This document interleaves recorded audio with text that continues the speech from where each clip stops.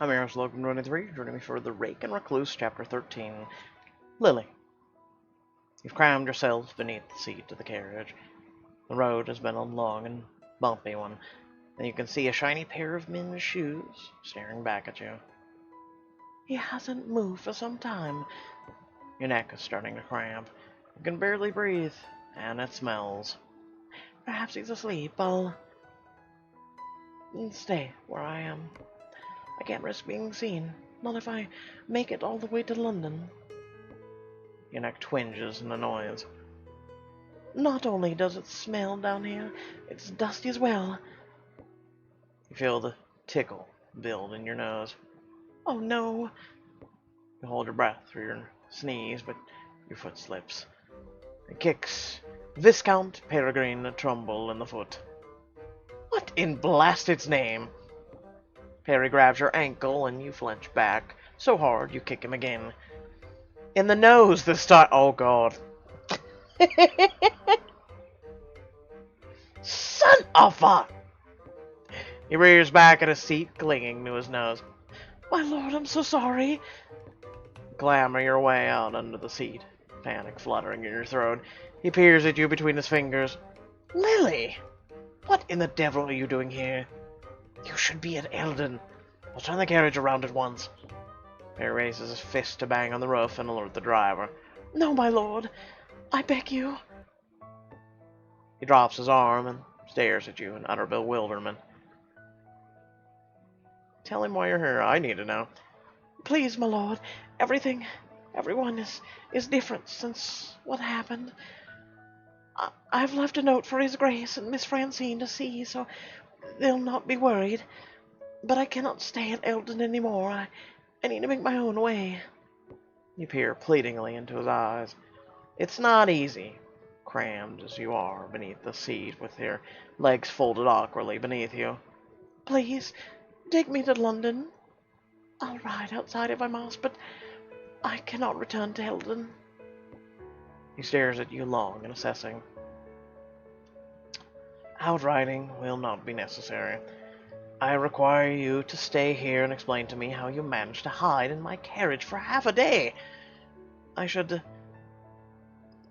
admit I was eavesdropping. I overheard you and His Grace. Barry gives you a wry look. I imagine you hear much in the halls of Eldon Manor. It's probably the best I don't answer that. Your argument, your frustration, I understand it. Barry watches you wide-eyed. When His Grace told you to go to London, I decided it was my chance as well. I packed a bag and hid in here for hours before you came. He pinches the bridge of his nose and heaves a sigh. I would take you to London, but I insist you stay and work in my household under my care. Gideon would flay me otherwise. You may leave in time, if you so decide, and find a place elsewhere, but your safety and anonymity will be assured. Thank you, my lord. I cannot tell you how much this chance means. Now, if you will get out from under my seat. Oh, of course. You scramble out from underneath the seat and settle yourself on the cushions opposite Perry. This feels strange. I'm sitting across from Lord Peregrine as if we were equals. I cannot say unequivocally that I understand the desire to be rid of your history. Really, my lord, after your esteemed career in the Royal Navy. You hear the note of admiration in your voice and snap your mouth shut. Perry eyes you curiously when the carriage gives a sudden lurch and grinds to a stop. Ah! You fly out of your seat and land across Perry's lap, blushingly furiously, and you scramble back to your seat and fold your hands demurely in your lap. Beg your pardon, my lord. Perry shakes his head, a twinkle of amusement in his green eyes. You must refrain from the my lords. It's a long road to London. Your mouth will grow tired. Yes, my lord. She keeps doing it. She doesn't know how to break the habit. It glares and you flush. Sorry. Perry excuses himself from the carriage to exchange a few words with the driver. He offers you an apologetic smile on his return. Looks like one of our wheels is out. We'll need to wait till tomorrow to continue travel. Fortunately for us, there's a lovely little inn nearby, a favorite haunt of mine, actually. I dare say you'll like it. You make your way to the inn, and the air fragrant with the smell of night-blooming flowers. Perry leaves the driver with the carriage and guides you inside. One of the barmaids flounces over. Perry greets her with a charming, wide-mouthed smile. Ah, Juliet, how are you this fine evening? Much better since you've come round, my lord. And who might this pretty lass be? She looks you up and down, a glimmer of jealousy in her almond eyes. Well, well, aren't you a sight? Ah, a sight to be admired from afar, my dear. This is Miss Lilly Steele of Kelso, my guest. You catch the note of warning in Perry's voice. Of course, wasn't suggesting anything untoward. Perry excuses himself to make arrangements for your lodging. Soon you're following him down a short hall to the rooms, heart pounding in your throat. As he unlocks the door, you hesitate. Perry's always been such a good to me, but I know his reputation. I should... Until they must leave in the carriage, ask him exactly what his intentions are. Freeze up. What are his intentions? I I mean, even Perry, from what I can astute from him, if you were to tell him you'll sleep in the carriage, he'd be like, I will have no such thing. So, let's just be forthright and ask. I mean, this is, hey, guess what? Back in the day, both men and women could do this. What are your intentions? My lord, Lord Tumble, I do not know exactly what you intend, but if the price to get to London is this high, I'll find my own way. Harry stares at you in utter confusion. Then your words sink in, and he looks horrified. My God, Lily, I know the whole of London thinks me a cad, but you... When you... You do get around. When you say nothing, he looks contrite. My reputation is well earned, and you're concerned. I've arranged for 2 rooms, of course. He holds out his arm. Now will you join me for supper, or shall we go our separate ways? Poor Perry. You hesitate only briefly before following Perry into the room, but the sound of the door slamming behind you sets you on the edge once more. If he turned on me, I'd have no hope of escaping this room unscathed. Now come on, now, if you've known Perry, you would know. I doubt he's that type of person. Perry turns and looks you over, your tense bearing, your trembling hands. His brow furrows, and he crosses his arms. I recognize I've a reputation, Lily, but I'll have you know that every participant in this establishment of that reputation was not only willing, but very enthusiastic and appreciative. You hear the levity in his tone, but it does not. It does a little to calm your nerves. You are in no danger from me. His joking demeanor is replaced by one of concern.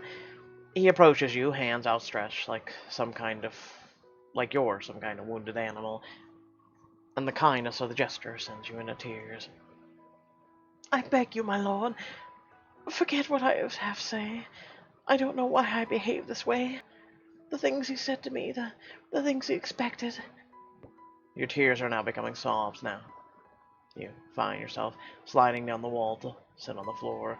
Perry approaches slowly, crouching down to put you at eye level. Well, I, for one, expect nothing. And all will be forgotten just as soon as you get off the floor. He reaches down and lifts you gently into his arms. You have spent entirely too much time at my feet.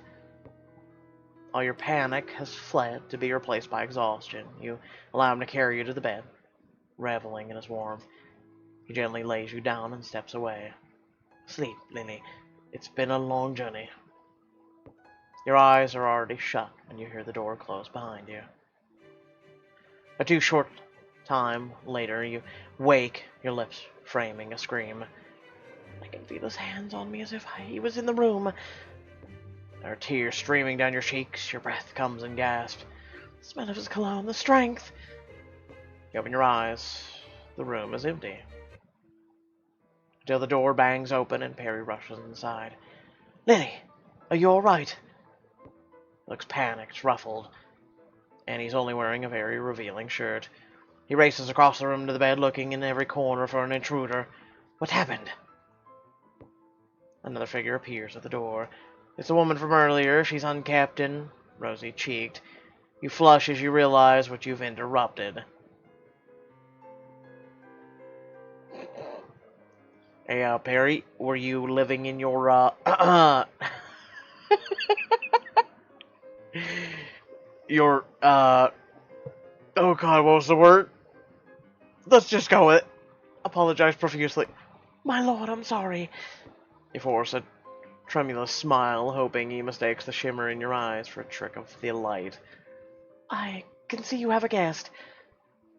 Do not be sorry. Perry sits on the edge of the bed and takes your hand in his. For once, you don't feel compelled to flinch.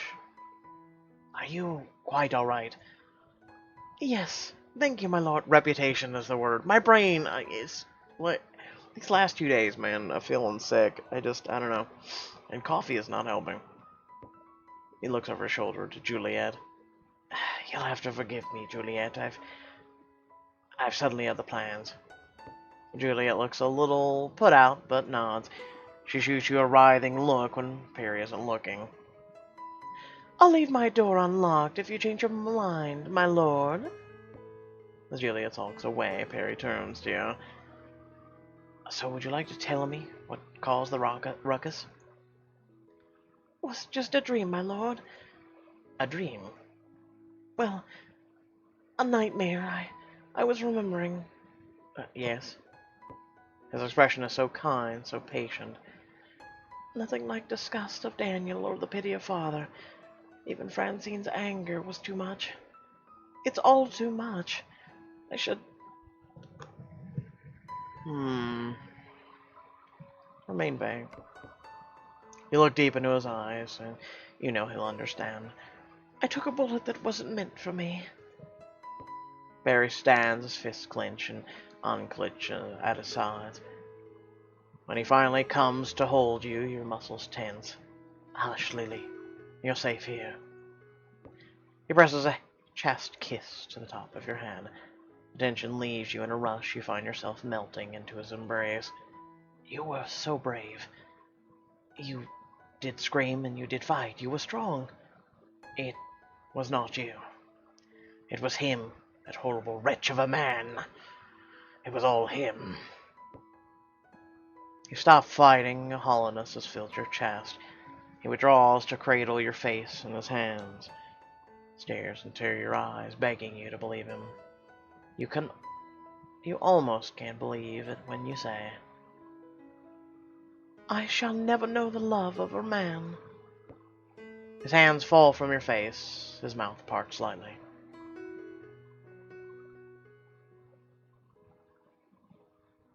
Oh, ask him to show you.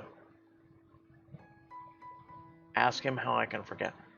I mean, okay, I get it. Romance novel. But this is one thing I can say for a lot of victims. They don't typically go into, hey, it's been a week, and I was horribly brutalized and violated. Please show me the way of a real man. I don't know. I know a couple of people who have had things like that happen to them, and they're still, years and years and years and years and years later, still trying to not become frightened and even be afraid of their lover, so, yeah.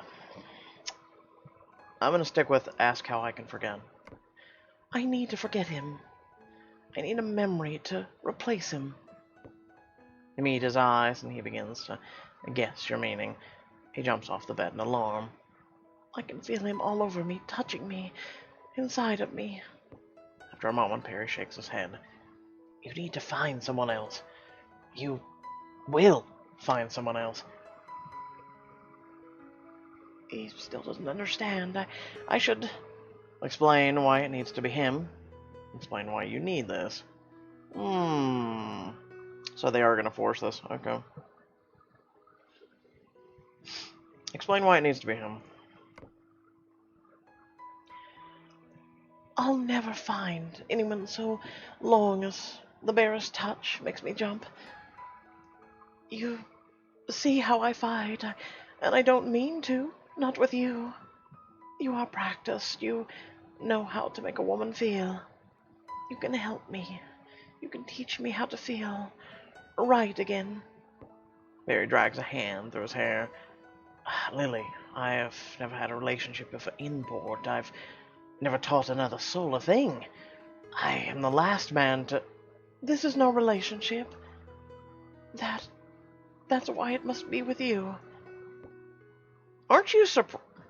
Don't you love this man? Or so it's been saying up until now. You're surprised at your boldness, and so is he. Does he even look a little hurt? I expect nothing from you but a caring touch, and you have nothing to fear from me. He watches you for a long time, considering, and then he approaches at a glacial pace. He raises a hand, slowly skimming your shoulder. You steel yourself against the urge to run. This is what I want. But when he lowers himself and presses his lips against yours... No! You fly back against the bed, and Perry quickly backs away. He shakes his head as you try to calm. You're trembling. You ask the impossible, Lily. You will find someone to help you through this, but it won't be me. I'm sorry. And with that, he turns and flees the room. I don't blame him. I don't. Like I said, I felt like that was kind of forced. And no, I mean, no. I think if anything, she needs a relationship. She doesn't need that no strings attached kind of feel-esque. I think she needs a relationship. I think she needs to fall in love with someone and go slow and you know, hold hands, and you know, I think she has to build that rapport of emotional strength versus let's have no strings attached. Just show me what a real man is. No, no, no, no, no, no.